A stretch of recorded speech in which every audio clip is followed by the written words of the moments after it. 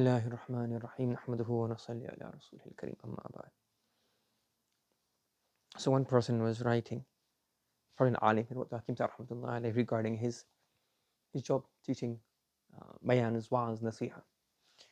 So he says here that the first benefit, one of the most important benefits, the best personal benefit of giving nasiha, giving wa'az, encouraging others to do good is you yourself get tawfiq to do that good. So if every day you're saying, every day, every week, every month, whenever you get a chance, you're encouraging people to do good, stay away from sins, perform salah, come for jama'ah, come to salah jama'ah, do dhikr, do tilawah, then if you have any kind of haya and modesty after a while, you feel a bit embarrassed. Then I keep on saying, prefer to a jama'at, do dhikr, do tilawah, don't lie, be humble. All of these things you keep on saying, then it has an effect on you.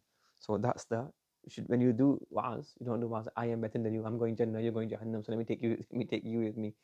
That's not how you approach it. The approach is that inshallah, if I say something, I'll get the tawfiq to do this. And inshallah, these people have a lot of husn talab. They have a lot of zeal and passion. So if I say something, inshallah, they will listen and they will benefit. I'll get reward for it as well. But the first intention should be that I will listen to myself. And when I say it, I will benefit myself.